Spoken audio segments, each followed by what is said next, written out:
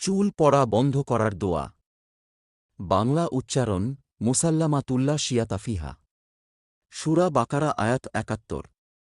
হাতের মাঝে তেল নিয়ে এই দোয়াটা পরে ৩ বার ফু দিবেন, তারপর তেলগুলো মাথায় মালিশ করবেন। ইনশাল্লাহ, নিশ্চয় আল্লাহ তাআলা কবুল করবেন। আমিন।